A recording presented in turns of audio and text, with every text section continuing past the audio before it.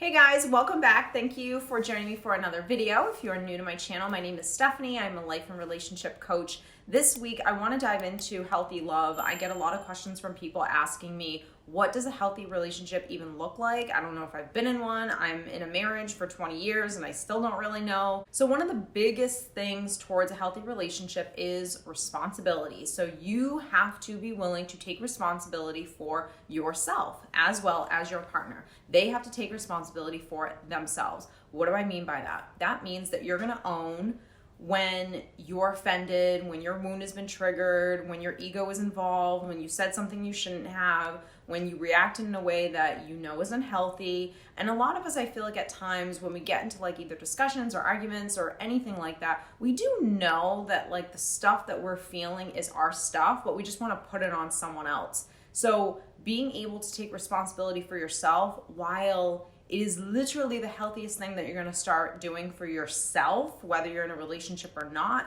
the same goes for your partner. If two people are always taking responsibility for how they feel, when I tell you a lot of conflicts will not happen in a relationship, you'll actually have more respect for each other because you know that someone's kind of owning their stuff and they're not trying to put it on you. So that is like healthy relationship 101. So the next thing, and it kind of ties into taking responsibility for ourselves, is being able to have conflict and it be healthy. So we're going to get into arguments, we're going to get into discussions that might get a little heated because we're human and we have egos and like all of that type of stuff and we have our own opinions, but being able to have healthy dialogue with someone else, which is respectful, which is listening to someone else's side of the story, is literally it's essential. It's essential for any relationship, let alone, a romantic relationship with your partner, but it's essential for your relationship with your friends, coworkers, families, things like that, where you can be a healthy adult and be able to have a verbal discussion with someone else and kind of hold on to yourself, right? So holding on to yourself is your ability to own your stuff, to take responsibility for yourself, for your energy, what you're putting out there, the attitude you're giving, the tone that you're talking in, all of that kind of stuff. So with healthy conflict, really being able to get to like, what is the root of what's going on? If we can have empathy, which is the next thing, right? Healthy relationships need empathy, being able to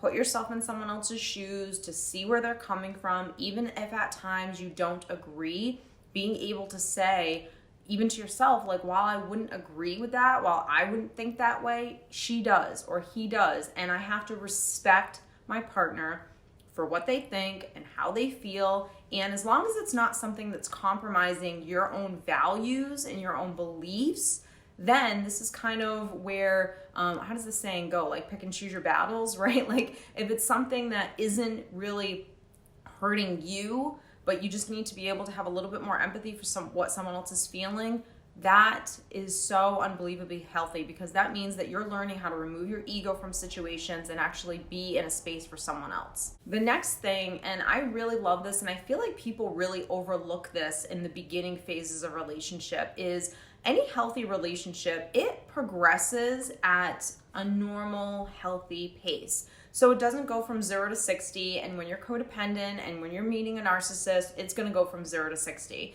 When you're codependent and you just want to like hurry up and get married, hurry up and fall in love, like all these things, like overlooking red flags because I don't care. Like, I don't want to think about the red flags. Like, I just want what I want and I'm not using any logic. I'm just strictly going off of emotion. Your relationship is not moving at a healthy pace. And when you become healthy yourself, that's why I always say this, when you're healthy, you will attract a healthy partner, because the energies of someone who's healthy is not going to link up with an abuser. That's just, you're not going to even be attracted to that person. It doesn't matter what they physically look like. I'm sure we've all met someone that we can say, okay, yeah, they're attractive, but I don't want to be with them. That's what I'm talking about. There's an energy there that you're just not even attracted to. So what you want to do is learn how to get yourself in a space where you want to pace yourself in a relationship. Now, why do we pace ourselves? Because as you're beginning to date and while you're in this relationship, you need to be with someone over a period of time to see, number one, do their words match up with their actions, or do the actions match up with their words?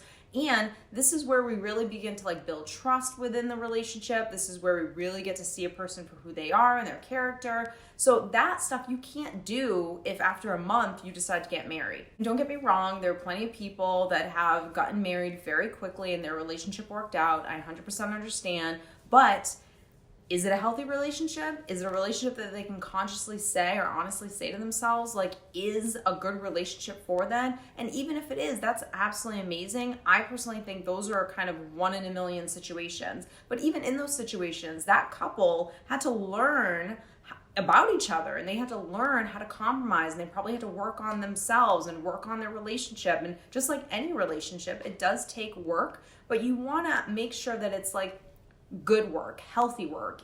I don't want to say easy work, because I don't want to put that out there. Like, a relationship should be so easy, and anytime you hit a bump, you just give up because it's not easy. Because that's actually a lot of the reasons why relationships fail, because people are thinking that the grass is greener and they don't want to actually do the work that a relationship should take.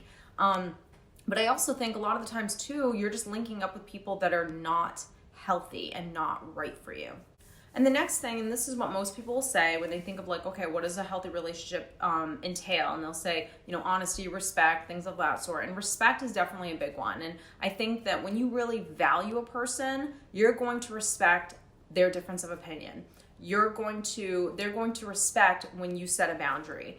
I always say that. Someone that really, really loves you, and this is really for the people that struggle with boundaries, where maybe they struggle just setting the boundary, and some people actually struggle really with enforcing the boundary. Enforcing the boundary tends to be more of your own stuff versus the other person. Setting a boundary is where you struggle with what the other person's going to think of you. So, and I always say this, the more you set boundaries with people and you be able to verbally communicate with people your standards, you get to see who a person really is. You get to see whether or not they actually respect your boundary, if they actually respect you, and then you can start determining whether or not someone's healthy for you, someone should be in your life, and then having to make the decision on having someone not be in your life. That has to do with you. That has to do with your own fears, your own insecurities, things that you have to deal with within yourself. Along with respect and value, which I always think is like the most important thing, because if you don't value a person, you're not going to respect them. If you don't value a person, then you're not going to be loyal to them. If you don't value a person, then you're not going to be honest with them. So I think valuing someone for who they are is incredibly necessary towards not even just having a healthy relationship, but really just having a loving relationship. So think about people in your life that you value them. You value what they bring to the table. You love them for exactly who they are. You are their cheerleader. You support them. Those are like the best relationships. That's where it's like you're just in like your comfort zone of someone, and it just feels really good that they support, your dreams, and they look at all the hard work you do, and they have admiration for you. And that's such a great feeling. And we all want that, but it starts with really valuing a person. So the next thing is balance. And this is really important because you have to have equality in the relationship. You have to have both people coming to the table, ready to work on things, making an effort to make their relationship work. And of course, there are going to be times where one person's putting in more work than the other. Absolutely. But I do think that when that shift happens, that the other person's aware and they want to keep like putting in an effort as well. If both people are always putting in an effort in their relationship, that's a happy relationship, because you're thinking about, all right, let me put this other person first. Let me treat them the way I did when I first started dating. If you can really focus on those areas, you're going to have a successful relationship. When you think about that beginning phase of a relationship, we're always so kind and caring and sweet and romantic and empathetic, and we validate our partner. It's a really amazing time to be, because we're trying to put our best foot forward. And I honestly feel like that's something that really lacks in relationships. As a relationship begins to progress and marriage happens, longevity happens, life happens, parents getting old happen, jobs happen, kids happen, just bills happen, all of this stuff that takes over. It's hard sometimes I don't want to say it's hard, actually, let's completely erase that.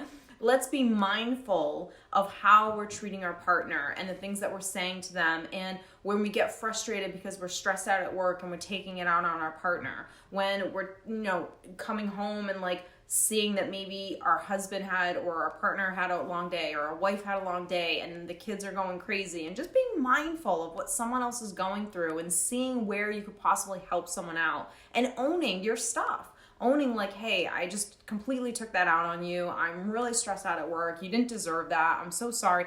Just owning that is, I can't even tell you how important that is and how much that will really, really help your relationship, because you're getting to the root of what's going on inside of you and how you're taking that out on someone else. If both people can do that, you'll begin to compromise and communicate better, because there's not going to be projection. There's not going to be really this happening, because you're both owning your own stuff. The next thing, and extremely important and something that's very, very attractive, is independence. Both people have to have their own lives.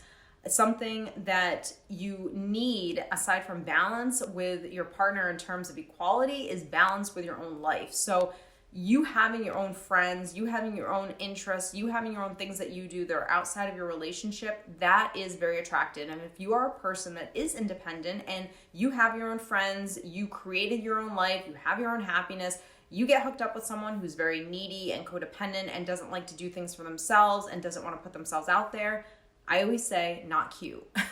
Not cute, and you will not be attracted to that person. And there are going to be things that are really going to upset you because you've done all this work and someone else, this is their lesson maybe in life, but they're not doing the work as well. And they want to kind of always tag along, and they always need to be around you. And there are great things to be said about having distance with a partner, distance with anyone, right? It makes the heart grow fonder. It makes you really value and appreciate someone. It gives you time away so you can work on yourself, go to the gym, go to the spa, go play basketball with your buddies, just do your own thing, because life doesn't completely change just because you're in a relationship. You're in a relationship because you're with someone to live life with, but you're not like all of a sudden becoming one and you both have to have all the same interests, all the same friends, do everything together.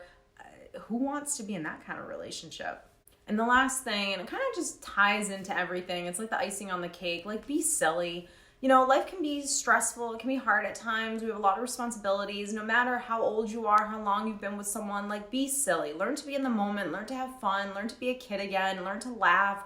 Learn to get out of your comfort zone. That's when we're having the most fun, right? If we look at children, if we look at a little child, a toddler, the reason why they're so happy is because they're in the moment of life. They're not worried about tomorrow. They're not thinking about yesterday. They're just kind of in the moment of what they're doing. It doesn't matter what you're doing. You can be in the kitchen cooking. You can be sitting on the couch doing nothing.